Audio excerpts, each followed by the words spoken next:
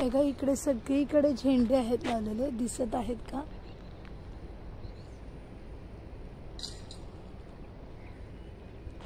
आणि या ठिकाणी असतं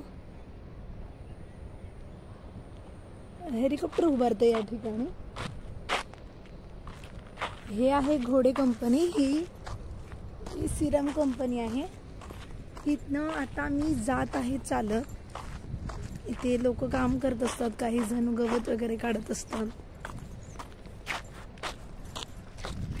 इथे घोडे असतात, आज दिसेनात घोडे. मी ना गुरुचरित्र पारायणाचा आजचा 3रा दिवस झालं. जे लवकर उठत नाही त्यांच्यासाठी तर टेन्शनच असतं. टेन्शन कसं चाललंय, आता दत्त जयंती येणार आहे ना, पहाटे 5 ते 7च्या बॅचमध्ये ना खूप छान वाटतं. हे का घोडे दिसले, खूप छान वाटत असतं पहाटे पहाटे करायला. तिकडे घोडे आहेत, तुम्हाला दिसतंय की नाही की आहेत तिकडे घोडे. मग पहाटेची बॅच ना, सकाळचं काय मस्त वातावरण असतं, सकाळ सकाळ थंड गारवा. जेव्हा साखर झोपेत असतो तेव्हा आपण ते 7 दिवस तरी देवाला वेळ दिला ना दत्त जयंतीचं, तर खूप छान होतं. आणि त्याच्यासाठीच मला ना टेन्शन येतं की 5ची बॅच घ्यायची इच्छा तर आहे.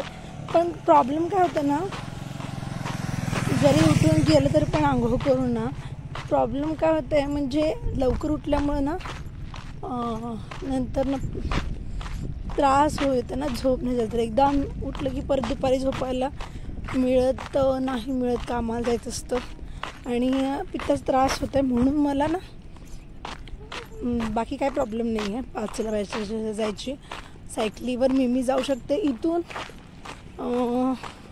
15 ते 20 मिनटं, जसं सायकल मारेल तसं आपण पोचतो.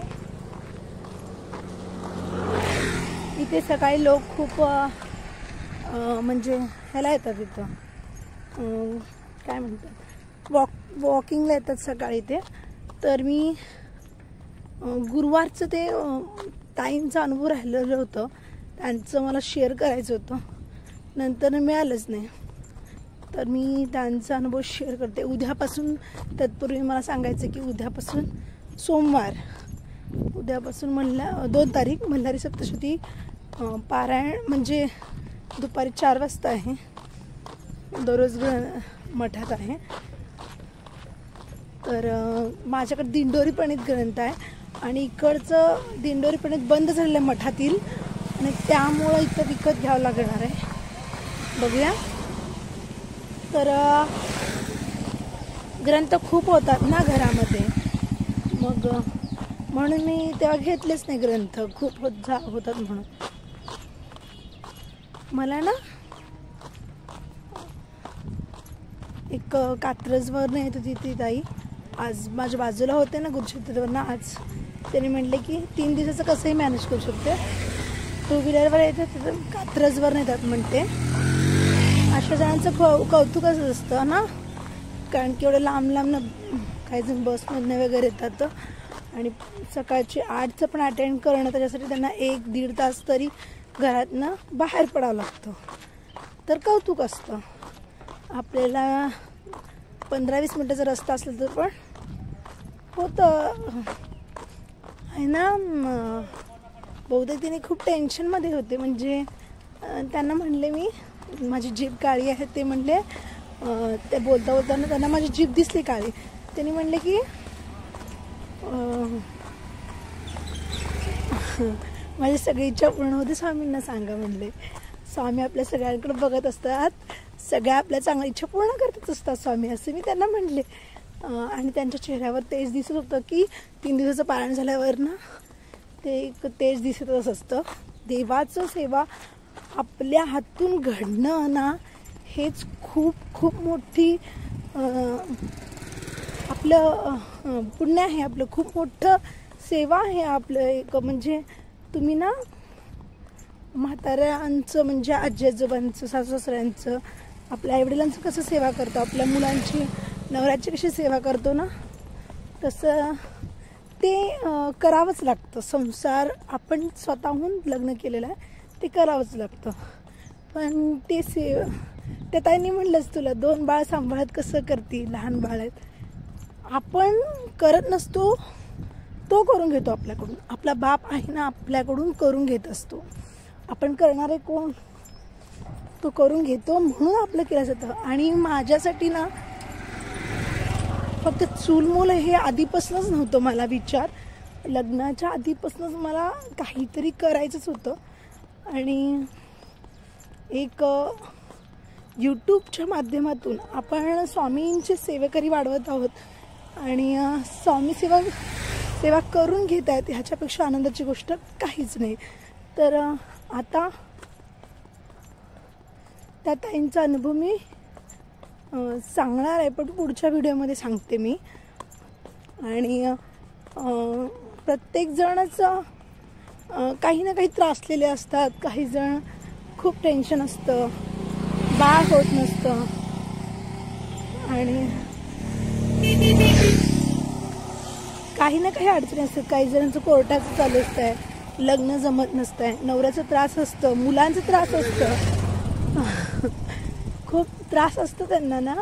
ते बोलता बोलता सांगतात पण ना, ते ताईंना बाळ नव्हतं का काय की, मला असं वाटत होतं त्यांच्या बोलण्यातून. मग प्रत्येक प्रश्नावर आपला तोडगा उपाय म्हणजे श्री गुरुचरित्र. आता जरी महिन्याला असतं गुरुचरित्र पारायण मठामध्ये, त्यामुळं खूप छान वाटतं. आणि एक छान सेवा घडून घेते, त्यामुळं खूप आनंद वाटतं. पण 7 दिवसाचं पारायण, आता ज्यांना महिन्याचं जमत नाही जॉबमुळे वगैरे, तर 7 दिवसाचं कसं का जमतं, कारण 2 तास असतं. सकाळी एक पहिली बॅच आहे पहाटे 5 ते 7 आणि दुसरी बॅच आहे 8 ते 10. आपल्या कामाच्या टायमेच्या आत होऊन जातं.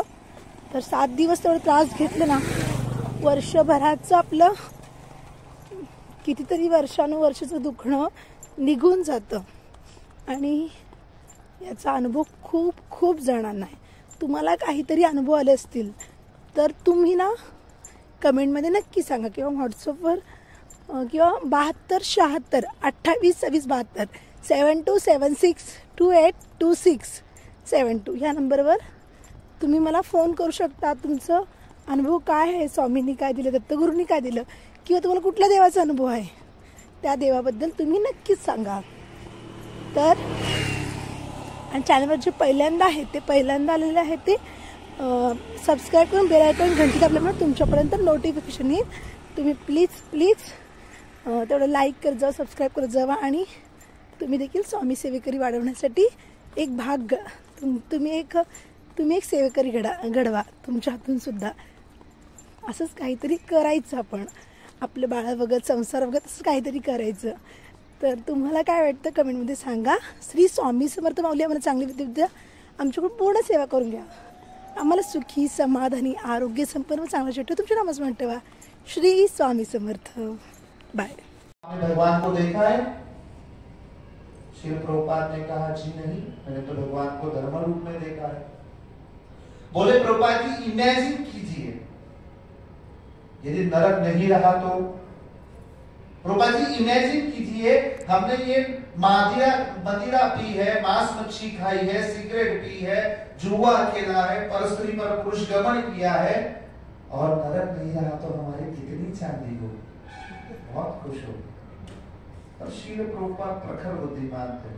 70 वर्ष की आयु में अमेरिका गए और 11 सालों में 108 भव्य दिव्य मंदिरों का निर्माण किया, वो भी विदेशों में.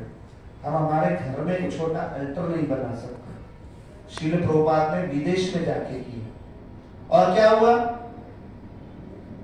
प्रभुपाद ने कहा अभी आप इमेजिन कीजिए यदि नरक रहा तो,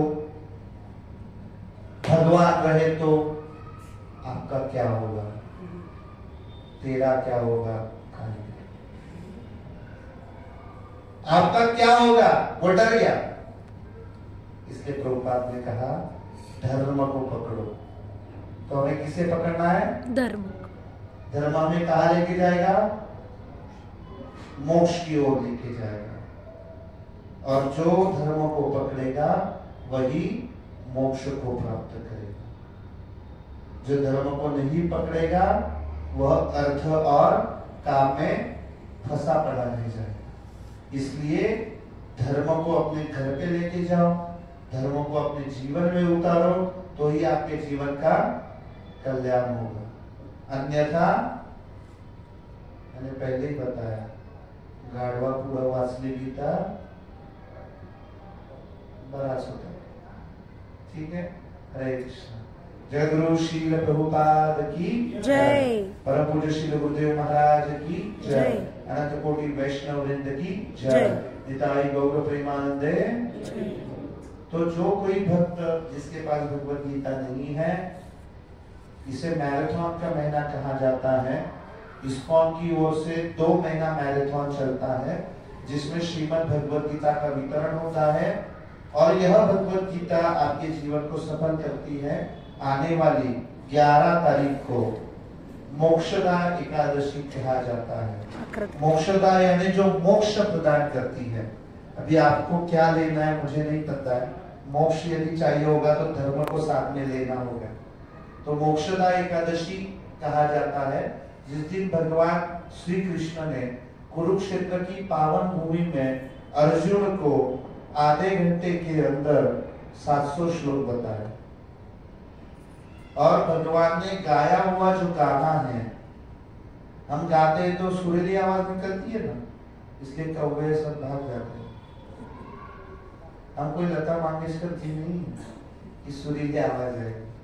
पर जब भगवान ने गाया तो अर्जुन ने इसे दिमाग में बिठाया, ये भगवान का गान है, भगवान के मुखारविंद से निकली हुई वाणी है श्रीमद् भगवत गीता। तो इसे हमने अभी हमारे जीवन में यदि पढ़ लिया, अपने जीवन में यदि उतार लिया, तो अपना क्या होगा? कल्याण। ठीक है, हरे कृष्ण। हरे कृष्णा। किसी का कोई प्रश्न है? Anybody has a question? अभी हिंदी है प्रभु जी, बंगाली आपको कल या परसों अवेलेबल हो, मंदिर से मंगवा देंगे।